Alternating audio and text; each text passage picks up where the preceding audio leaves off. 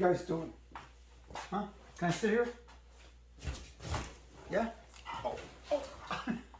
Hey, gang. Okay, stop. I love you too. I love you too. Yeah. Well, I got something to talk about.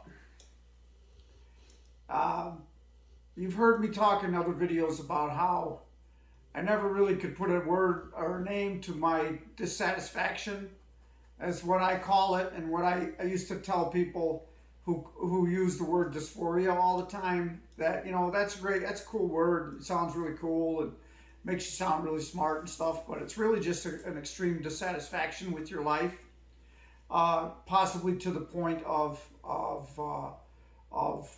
social paralysis, or possibly to the point of you losing your ability to be productive, you know, and have a productive life and get things done and go to work and whatnot, and deal with other people and deal with the world. Just deal with your responsibilities.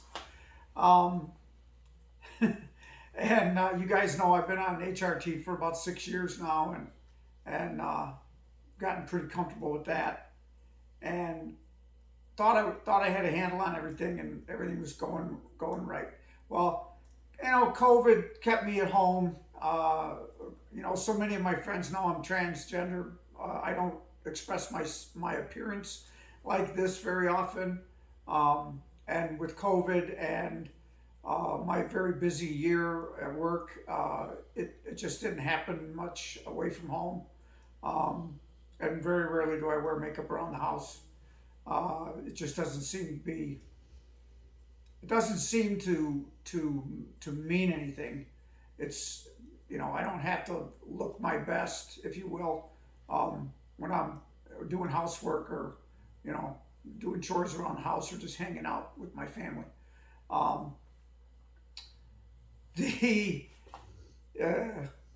need to express myself this way. I need to. I know that. But it's been a long time, and it came to a head yesterday where I was just hit with this wave of, out of the blue, of sadness. I woke up in the morning and I went to work, and I was talking with friends about going out socially and getting out as Rachel and hanging out, and I've been trying to help a couple of my girlfriends with different things that they got going on in their lives, and I haven't had a chance to get away from home, and they only know Rachel as Rachel like this, you know, they have never seen me without makeup on or a wig. And I came home from work, and it was a short day. I came home from work, and I had so many chores to do, and my mind began to race. And I thought, well, should I do this, or should I do this project, or should I do this project, or should I do this project? I got like 5 or 6 things I got to get done before our big party we're going to have at the end of August. Plenty of time to get them done. Plenty of time to get them done. But my mind is just racing, and I felt like I wanted to cry. And I had stopped at the store on the way home from work to get some stuff, and there was a lady that got out of her car and was walking across the parking lot. So, you know, I don't know, nothing special as far as looks go. She was wearing shorts and a tank top. She had nice hair and pretty hair, and you know, she was an average sized woman. And I was hit with this overwhelming urge of jealousy, that I couldn't be her or be like her. And I don't hit the camera, you're breaking the mood. I came home, put away the groceries, and my mind was racing, and I went downstairs to hang out with the dogs for a minute. And I sat down on the couch, and all I wanted to do was cry. But I couldn't cry. And I thought, I gotta cry. Odin, careful, Odin. All right, come up here, buddy. All I wanted to do was cry, and I couldn't cry. And I said, I know why I want to cry. I know what's wrong with me. I want to be a girl, and I can't be a girl. But I have to get off of this couch, and I have to go and do something. I have to get something done. So I forced myself outside, and I ended up having a pretty good day, getting a lot of stuff done, and getting my mind off of my sadness. And another coping mechanism to take away the extreme sadness. Odin's off camera throwing antlers up in the air and catching them with his mouth. It was pretty spectacular, actually.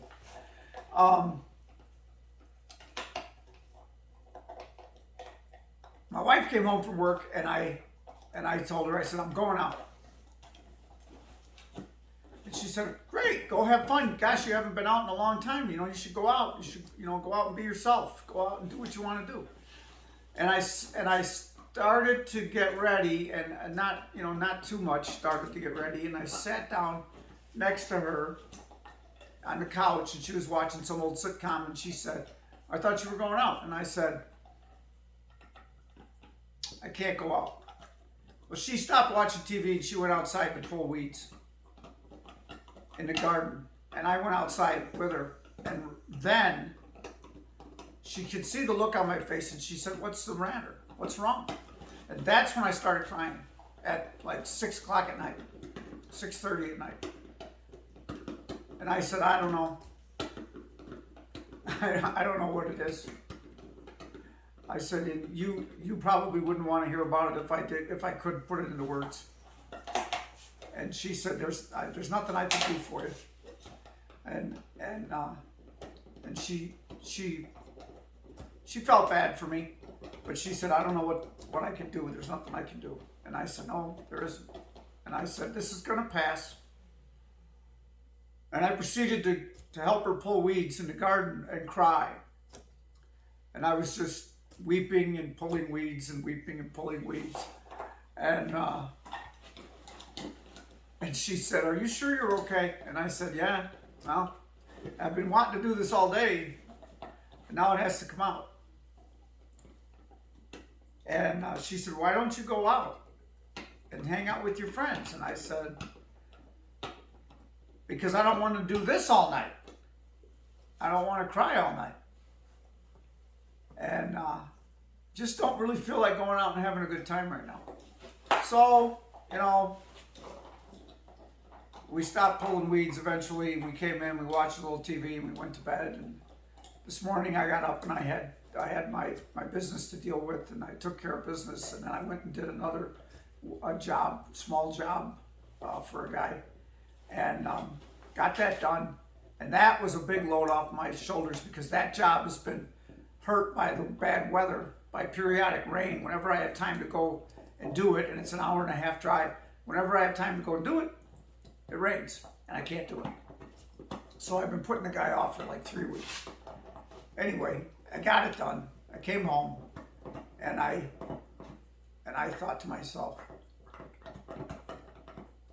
I'm not sad. I feel pretty good. I pulled up my big girl britches and got through yesterday, okay? And now I'm gonna go out, and I'm gonna blow off some steam, and I'm gonna express myself to the world the way I want the world to see me, and hopefully that will and I'm going to tell all my friends about it on YouTube, and hopefully this will be another pressure valve that I've opened up once again to help deal with this sadness that comes on every once in a while, and is almost debilitating, mentally debilitating. Don't hit the tripod. You're doing very good at that. He's walked under the tripod, under the camera like 6 times since I've been talking. So to all of you who have discussed your dysphoria, who have talked about dysphoria, and who you may feel that I have scoffed at or belittled in some way, I just want you to know that I felt a little bit of your pain yesterday, and I probably feel a little bit of your pain almost every day, but it just got the best of me yesterday. And I can't let that happen again because that wasn't a fun day at all. So I gotta be me more. You know, isn't that what we all say? Isn't that the modern narrative? You gotta live your truth, right? It's all cliche. It all sounds cliche until you feel that feeling, or until I felt that feeling, and I realized, you know, I'm making sacrifices to maintain my family and my marriage, which I do love more than living full-time as a woman. I do. And maybe someday, I know the door is open to that possibility with my wife. I know it is. So maybe someday, if I still feel like that's what I want to do, that I will do it. And I won't regret, as I talked about in my last video, I won't regret that I didn't do it sooner. I won't regret that I didn't do it sooner. Because my life is pretty full right now. It's very, very, very busy. That might have had a lot to do with it too. Just getting past all the busy. I'm gonna have to get this ring off. I put this ring on the wrong finger and my finger's starting to swell up. I'm retaining water. Okay. All right. All right. That's how it goes. So I had dysphoria. I had some pretty good dysphoria, some pretty extreme dysphoria yesterday. And I got through it. And tonight I'm going to go and try to stave off the dysphoria for a few more days until I can go out and express myself this way again. I mean, it's only the appearance. It's all it is. So many of my friends know that I'm trans, and we talk about me being trans, and they ask me questions, and I educate them about my feelings and things like that. My wife's fine with it. You know, she doesn't care how I express myself physically or visually at home. She doesn't care. I can do whatever I want. She's fine with it. And she doesn't care. She doesn't care if I go out in public and deal with people. You know, I was offered a position in a nightclub, working in a nightclub. You know, as Rachel, as you know, expressing myself as female. You know, I just didn't want to do it. I didn't want to stay up that late at night. I just didn't. I'm not the work at a nightclub type of person. But you know, I mean, I can be productive. You know, it's just my choice not to do it.